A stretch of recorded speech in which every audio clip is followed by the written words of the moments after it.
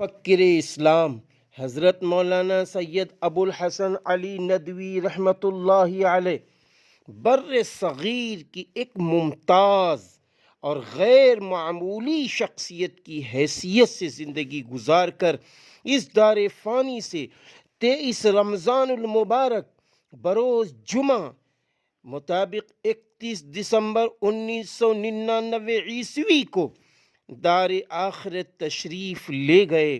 انا للہ و انا الیہ راجعون۔ مفکر اسلام کی نظر میں ملت کی بقا و حفاظت و ترقی کی ضروری فکر کرنا مشترک فریضہ تھا۔ اپنے سماجی و ملی کاموں میں طریق نبوت پر عامل ہونے کی کوشش فرماتے تھے۔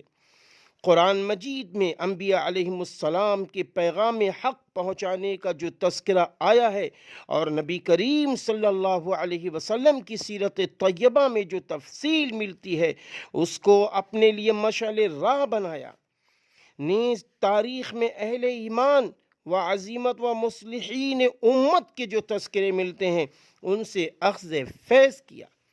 مفکر اسلام حضرت مولانا علی میاں ندوی رحمۃ اللہ علیہ کو رب کریم نے ایسا محترم خاندان، والدہ محترمہ رحمۃ اللہ علیہ اور بھائی دیے جو پہلے ہی سے اللہ کے محبوب اور صراط مستقیم پر چلنے والے، توحید خالص پر چلنے والے، رسالت رسول صلی اللہ علیہ وسلم کی صحابہ کرام رضی اللہ عنہم اجمعین سے اخلاص کے ساتھ محبت کرنے والے اور ہر کام رضا الہی کے ساتھ کرنے والے تھے۔ ایسے محترم و معزز خانوادہ سادات اور سعادت مند گھرانے میں آپ یعنی حضرت مولانا سید ابو الحسن علی ندوی رحمۃ اللہ علیہ کی ولادت 6 محرم الحرام 1333 ہجری مطابق 1914 بمقام تکیہ کلا رائے بریلی میں ہوئی، جسے حضرت مولانا سید احمد شہید رحمۃ اللہ علیہ اور حضرت مولانا اسماعیل شہید رحمۃ اللہ علیہ کی داستان و دعوت و عظیمت وراثت میں ملی۔ والدہ محترمہ خیر النساء بہتر صاحبہ رحمۃ اللہ علیہ نے جو اپنے وقت کی زندہ ولیاں بھی تھیں، کئی کتابوں کی مصنفہ تھیں، معاشرتی مسائل، کلید باب رحمت کا ذائقہ، یہ ساری کتابیں آپ کی ہیں۔ والدہ محترمہ نے تعلیم کا آغاز قرآن کریم سے کیا، پھر اردو عربی کا باقاعدہ تعلیم کا سلسلہ شروع ہوا۔ دینی تعلیم و تربیت کی ذمہ داری والدہ محترمہ پر ہی رہی، اسی لیے والدہ محترمہ نے تعلیم کا آغاز جو کرایا ہے علی میاں ندوی رحمۃ اللہ علیہ کو، تو وہ معلوم ہے قرآن کریم سے کرایا ہے۔ واللہ تعالیٰ نے خود قرآن کریم میں فرمایا ہے، بسم اللہ الرحمن الرحیم، اقرأ بسم ربک الذی خلق، پڑھو اپنے رب کے نام سے۔ شروع میں اللہ تعالیٰ نے فرمایا ہے اپنے رب کے نام سے پڑھو، تو اس لیے والدہ محترمہ نے رب کے نام سے کلام اللہ کے ذریعے آپ کی تعلیم کا آغاز کیا۔ پھر اس کے بعد اردو عربی کا باقاعدہ تعلیم کا سلسلہ شروع ہوا اور دینی تعلیم و تربیت کی ذمہ داری ماشاءاللہ والدہ محترمہ ہی پر رہی، کیونکہ والد محترم جو سابق ناظم اعلیٰ تھے حضرت مولانا سید عبد الحی حسنی صاحب رحمۃ اللہ علیہ کا انتقال 1341 ہجری مطابق 1923 میں ہوا۔ اس وقت پوری ذمہ داری والدہ محترمہ خیر النساء بہتر صاحبہ رحمۃ اللہ علیہ کے سپرد ہوئی۔ اس وقت پوری ذمہ داری والدہ محترمہ کے ساتھ ساتھ متقی صفت بزرگ حضرت مولانا حکیم سید عبد العلی حسنی رحمۃ اللہ علیہ پر آ گئی۔ حضرت مولانا حکیم سید عبد العلی رحمۃ اللہ علیہ نے اپنے بیٹوں سے زیادہ مفکر اسلام علی میاں ندوی کا تعلیم و تربیت میں خیال رکھا۔ سن 1342 ہجری مطابق 1900 1924 میں علامہ خلیل عرب سے باقاعدہ تعلیم کا آغاز کیا اور عربی تعلیم میں مکمل عبور حاصل کیا۔ 1929 عیسوی میں دارالعلوم ندوۃ العلماء میں داخلہ لیا اور مکمل تعلیم حاصل کی۔ 1932 عیسوی میں تفسیر قرآن حضرت مولانا احمد علی لاہوری رحمہ اللہ سے لاہور میں رہ کر پورے قرآن کی تفسیر پڑھی اور چند ماہ دارالعلوم دیوبند میں قیام کیا، اور 1927 عیسوی میں یونیورسٹی لکھنؤ میں داخلہ لیا اور فاضل ادب کی سند حاصل کی۔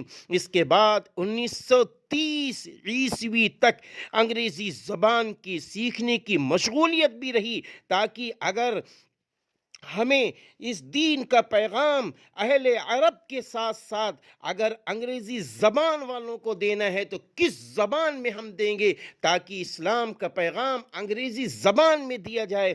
مفکر اسلام حضرت مولانا سید ابو الحسن علی ندوی رحمۃ اللہ علیہ نے اس لیے انگریزی زبان کے سیکھنے کی مشغولیت میں اپنے آپ کو لگایا۔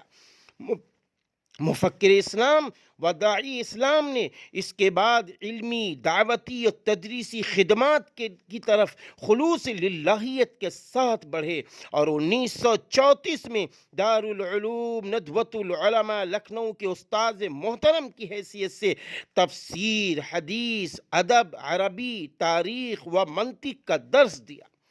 1939 عیسوی میں دینی مراکز سے واقفیت کے لیے ایک سفر کیا، جس میں حضرت مولانا شیخ عبد القادر رائے پوری رحمہ اللہ اور مصلح کبیر حضرت مولانا محمد الیاس کاندھولوی رحمۃ اللہ علیہ سے قربت و واقفیت حاصل ہوئی اور مستقل ربط تعلق رہا۔ بلکہ ماں نے خطوط میں بھی کہا کہ میرے بیٹے علی، حضرت مولانا الیاس کاندھولوی رحمۃ اللہ علیہ سے رابطے میں رہنا، ان کی صحبت میں بھی رہنا۔ انجمن تعلیمات دین کے نام سے 1943 میں ایک انجمن قائم کی۔ اس میں قرآن کریم اور سنت نبوی صلی اللہ علیہ وسلم کا درس کا سلسلہ جاری رکھا، جس سے عوام و خواص تعلیم یافتہ طبقہ فیضیاب ہوا۔ علامہ سید سلیمان ندوی رحمۃ اللہ علیہ کی تجویز پر 1951 عیسوی میں نائب معتمد تعلیم ندوۃ العلماء متعین کیے گئے۔ 1954 عیسوی میں علامہ سید سلیمان ندوی رحمۃ اللہ علیہ کی وفات کے بعد معتمد تعلیم ندوۃ العلماء بنا دیا گیا۔ 1961 میں میرے بھائیوں 1961 عیسوی میں حضرت مولانا حکیم سید عبد الحی حسنی رحمۃ اللہ علیہ کے بعد ندوۃ العلماء کے ناظم اعلیٰ بنائے گئے، جو ماشاءاللہ تا حیات ناظم اعلیٰ کے عہدے پر قائم رہے، فائز رہے۔ داعی اسلام جب دارالعلوم ندوۃ العلماء میں تشریف فرما تھے تو وزیر اعظم، وزیر اعلیٰ، گورنر و دیگر اہم شخصیات کا حضرت سے وقت لے کر نہ صرف ملاقات کا ایک سلسلہ جاری رہتا، بلکہ ایک مجلس مہمان خانہ کے لائن میں بعد نماز عصر متصلاً ہوتی تھی، جس میں دارالعلوم ندوۃ العلماء کے اساتذہ کرام، اسٹاف، معزز مہمانوں کے علاوہ ملی، تعلیمی، سماجی، سیاسی جماعتوں کے قائدین اور شہر کے ہر مکتب فکر سے تعلق رکھنے والے حضرات شریک ہوتے تھے۔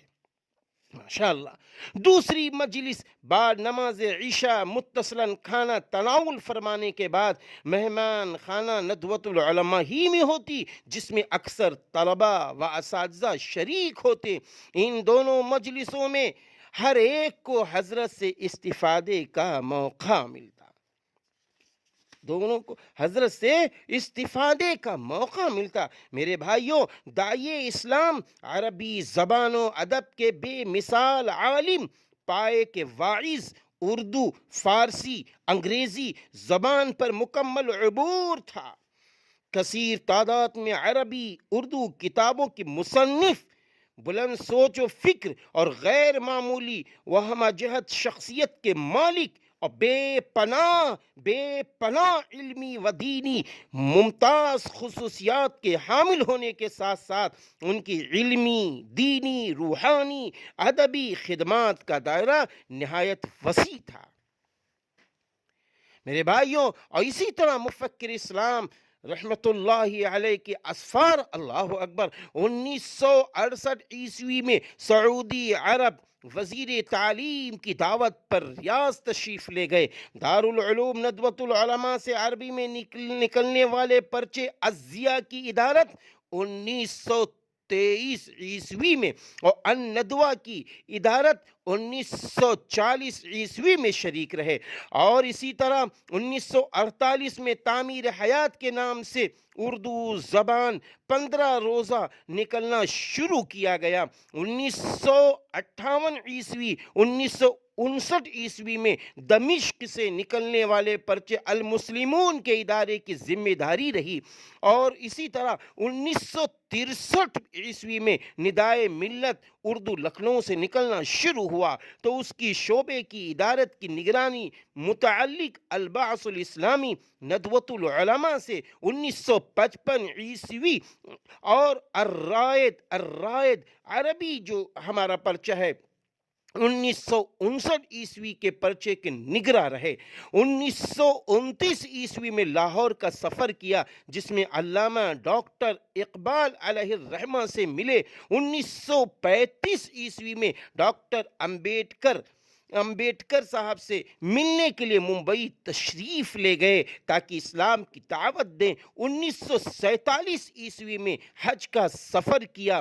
مصر کا پہلا سفر 1901 عیسوی میں کیا، اور 1965 عیسوی میں ترکی کا سفر کیا۔ اسی طرح فلسطین، المقدس، مسجد اقصی، افغانستان، ایران، لبنان، عراق، اردن، کویت وغیرہ اسفار وفد کے ساتھ کیا ہے ماشاءاللہ۔